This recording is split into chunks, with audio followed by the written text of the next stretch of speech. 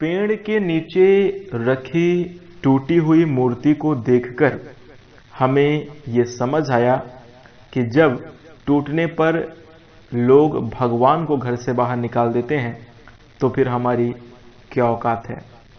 इसलिए दोस्तों, जीवन में कभी खुद को टूटने नहीं देना चाहिए, और अगर टूट चुके हैं तो इसका पता लोगों को नहीं लगना चाहिए। जी हाँ दोस्तों, नमस्कार, स्वागत है आप सभी का हमारे इस YouTube चैनल में। वीडियो में हम आपको बताने जा रहे हैं न्याय के देवता भगवान शनिदेव 13 जुलाई 2025 को मीन राशि में वक्री होने जा रहे हैं और आगे आने वाले 28 नवंबर 2025 यानी लगभग 138 दिन तक वक्री रहेंगे, उल्टी चाल चलेंगे। तो दोस्तों, शनिदेव के वक्री होने से कन्या राशि वाले जातकों के जीवन में कैसा प्रभाव देखने को मिलेगा, कैसी स्थितियां आपके जीवन में बनती हुई नजर आएंगी, इस वीडियो में हम संपूर्ण चर्चा करेंगे। तो दोस्तों, कन्या राशि वाले जातकों, आपका बहुत स्वागत है इस वीडियो में। जानकारी आपके लिए बेहद खास, महत्वपूर्ण रहने वाली है, इसलिए वीडियो को देखें ध्यान से और अंत तक जरूर देखें। चलिए शुरू करते हैं। दोस्तों, सबसे पहले कन्या राशि वाले जातकों, हम आपको शनिदेव के बारे में कुछ सामान्य बातें बताते हैं, फिर उसके बाद उनके प्रभाव को जानेंगे। देखिए, शनि एक मात्र ऐसे ग्रह हैं जिनके प्रभाव से, जिनके प्रकोप से सभी को डर लगता है और डराया भी जाता है। परंतु दोस्तों, हम आपको बता दें कि डरने की जरूरत नहीं है, बल्कि समझने की जरूरत है। और दोस्तों, शनि को अगर, उनके प्रभाव की दिशा को अगर समझ लिया जाए तो फिर शनि जैसा कोई ग्रह नहीं और इनसे अच्छा परिणाम कोई नहीं दे सकता। समझने की क्या बात है। देखिए, शनिदेव को कर्मफल दाता और न्याय का देवता कहा जाता है, जिस वजह से दोस्तों, न्याय का देवता होने की वजह से हमें अपने जीवन में इस बात का ध्यान रखना चाहिए कि हम किसी के साथ गलत ना करें, अन्यथा वही चीज फिर हमारे साथ भी होगी, बल्कि उससे खतरनाक भी हो सकती है। जैसा कि दोस्तों, आपने ये अपने जीवन में अनुभव किया होगा, शायद आपने सुना देखा भी होगा कि कोई आदमी किसी के साथ गलत करता है और फिर वो आदमी उसी तरह के आने वाले कुछ 5-10 साल की समयावधि में उसी तरह के ऐसे बुरे परिणाम में फंसता है कि फिर वो सिर्फ हाय हाय बस चिल्लाता है, कुछ नहीं कर पाता। या फिर ऐसा भी होता है, कई बार हमने अपने जीवन में अनुभव किया है कि अगर किसी इंसान का 20 रुपया ज्यादा ले लो तो हमारा 200 रुपये का नुकसान हो जाता है या व्यर्थ के कामों में लगता है। आखिर ये कैसे हुआ, क्यों हुआ? कहीं ना कहीं ये कर्मों का परिणाम होता है। और दोस्तों, दूसरा क्या समझने की आवश्यकता है, शनिदेव न्याय के देवता हैं, ये तो हमने समझ लिया, लेकिन शनिदेव कर्म के स्वामी हैं। कर्म के स्वामी होने की वजह से दोस्तों, कन्या राशि वाले जातकों, हम आपको स्पष्ट बता दें कि हम जो भी कर्म करते हैं उसमें शनि का प्रभाव अदृश्य रूप से बना ही रहता है। कोई भी कर्म हो, हमारे जीवन में अच्छे बुरे सभी चीजों पर शनि का प्रभाव है। तो अगर हम अपने जीवन में अच्छे कर्मों को ईमानदारी के साथ करना प्रारंभ कर दें तो हमारे जीवन में शुभता और सफलता दोनों में ही बरकत होगी। और निश्चित रूप से इन दोनों कार्य को, अपने कर्मों को सुधारना और किसी के साथ गलत ना करना, इन दो चीजों की वजह से शनि के शुभ प्रभाव को प्राप्त किया जा सकता है। और हम आपको बता दें कि शनिदेव की विशेष कृपा का अनुभव आप कर सकते हैं, जीवन में खूब आगे बढ़ सकते हैं। और हम आपको बता दें कि आपने ये बात भी देखी होगी, कहते हैं कि जो अच्छे कर्म करता है, जो सत्य के राह पर चलता है, तो दोस्तों थोड़ा सा परेशान होता है लेकिन पराजित नहीं होता, क्योंकि भगवान उसके साथ होते हैं। फिर यही शनि भगवान पग पग पर उस इंसान की रक्षा करते हैं, सहायता और मदद करते हैं, जो अपने जीवन में अच्छे कर्म को अपनाकर किसी के साथ गलत नहीं करता। और दोस्तों, हम यह भी निश्चित रूप से हमें 100% लगता है कि आपके जीवन में भी कभी ना कभी ये अनुभव हुआ होगा कि बहुत बुरी चुनौती में पड़ने के बाद आप वहां से बाहर निकल आए और आपने ये अपने मुंह से बोला कि भगवान की कृपा है, भगवान मैं आपको धन्यवाद देता हूँ, कैसे मैं संभल गया मुझे खुद नहीं पता, लेकिन कभी न कभी आपके साथ एक बार भी हुआ जरूर होगा। और दोस्तों वो कहीं ना कहीं भगवान शनिदेव के शुभ प्रभाव और आपके अच्छे कर्मों का नतीजा होता है। तो दोस्तों इस प्रकार से कुछ शनि का प्रभाव होता है। आइए हम बात करते हैं कुंडली में जब शनिदेव शुभ अवस्था में होते हैं तो कैसे रिजल्ट क्या क्या मिलता है हमें। देखिए, जब शनिदेव का शुभ प्रभाव पड़ता है जीवन में तो कन्या राशि वाले जातक को हम आपको बता दें, शनिदेव उस जातक को अन्न, धन और सभी प्रकार के भौतिक सुख प्रदान करते हैं। मकान, जमीन जायदाद की प्राप्ति होती है, शत्रु परास्त होते हैं, संतान से सुख और उच्च अधिकारियों का सहयोग मिलता है, जीवन में बहुत नाम होता है, सफलता मिलती है और हर एक क्षेत्र में शोहरत की प्राप्ति होती है। यह शनिदेव का शुभ प्रभाव होता है। और इसके विपरीत जब अगर कुंडली में शनिदेव कमजोर अवस्था में हो, अशुभ प्रभाव दे रहे हो, तो जातक को मानसिक कष्ट, आर्थिक कष्ट, रोजगार में बाधा, स्वास्थ्य में प्रतिकूलता देखने को मिलती है। हम आपको बता दें, भय, दुख, कष्ट और निराशा जैसे समस्याओं का सामना करना पड़ता है। तो कुछ इस प्रकार के शनिदेव के परिणाम होते हैं। अब आइए बात करते हैं कि शनिदेव वक्री होकर 13 जुलाई को जो वक्री होने जा रहे हैं उससे आगे आने वाले 138 दिन तक यानी 28 नवंबर तक किस प्रकार से कन्या राशि वाले जातकों को प्रभावित करेंगे।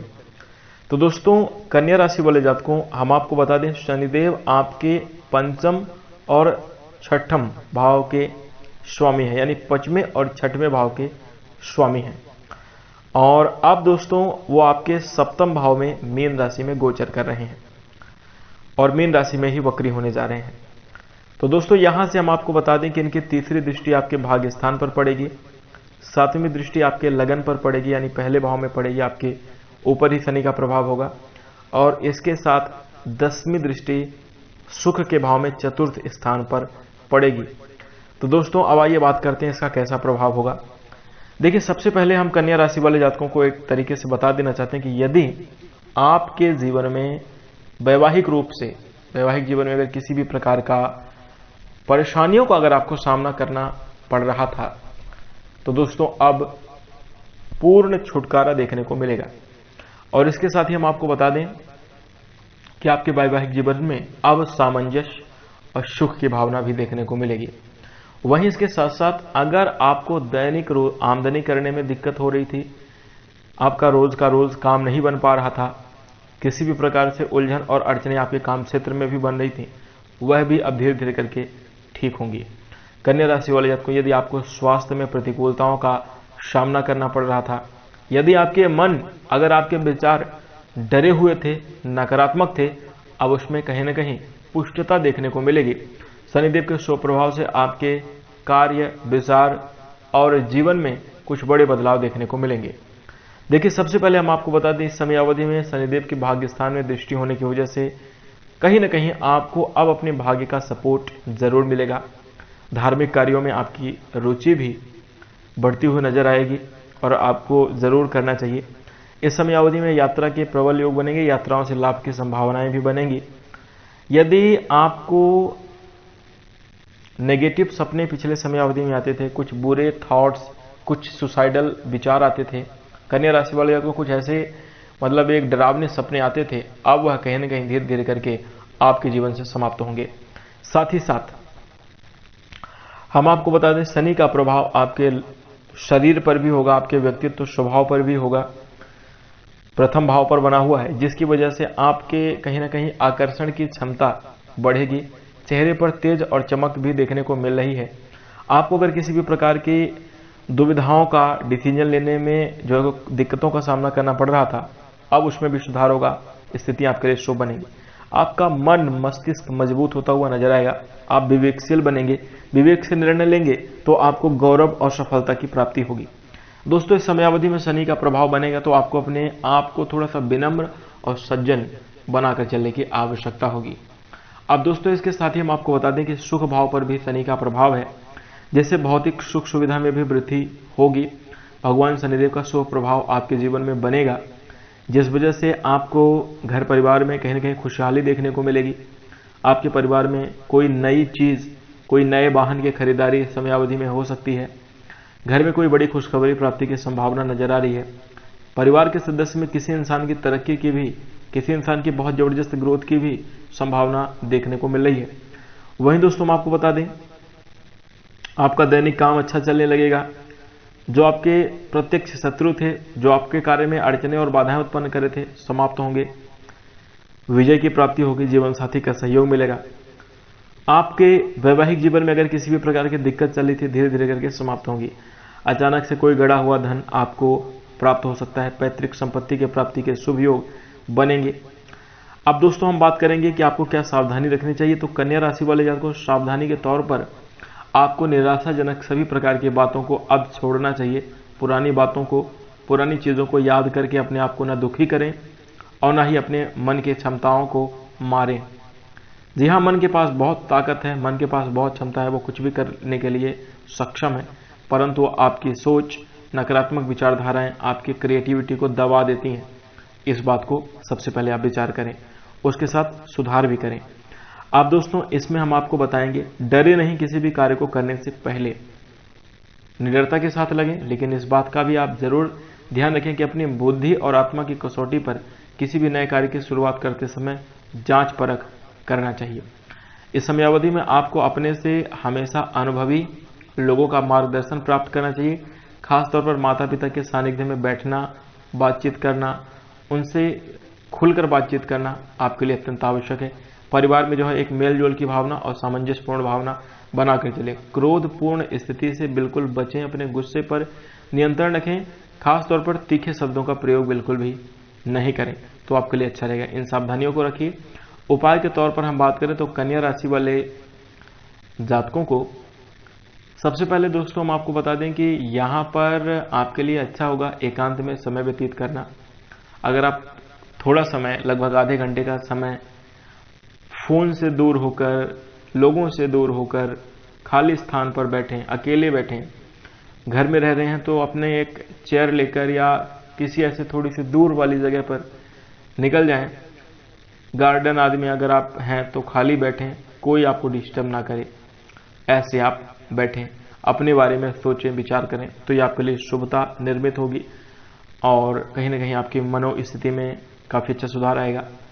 उसके साथ कन्या राशि वाले जातकों, यहाँ पर आपको जो है भगवान भोलेनाथ की आराधना करना बेहद शुभ है। मंगलवार के दिन हनुमान चालीसा का पाठ करना, हनुमान जी को लड्डू का भोग लगाना और प्रसाद रूप में वितरण करना आपके लिए बहुत अच्छा रहेगा। इसी के साथ दूसरों का सहयोग करने से पहले या दूसरों को कभी गलत बोलने से पहले आप खुद का सहयोग करें और खुद आप क्या सही हैं इसके बारे में भी जांच अवश्य कर लें। बहुत अच्छे काम और बहुत अच्छे लाभ जीवन में देखने को मिलेंगे, शनि की कृपा रहेगी। तो ये उपाय करिएगा। इसके साथ दोस्तों अब हम आशा करते हैं कि आपको यह जानकारी अच्छी लगी होगी। जानकारी अगर आपको पसंद है तो वीडियो को तुरंत लाइक कर दीजिए और आगामी जानकारी को प्राप्त करने के लिए चैनल को सब्सक्राइब भी अवश्य कर लीजिए। वाणी को अब हम यहीं पर विराम देते हैं, मिलते हैं अगली वीडियो में, तब तक के लिए नमस्कार, धन्यवाद। पेड़ के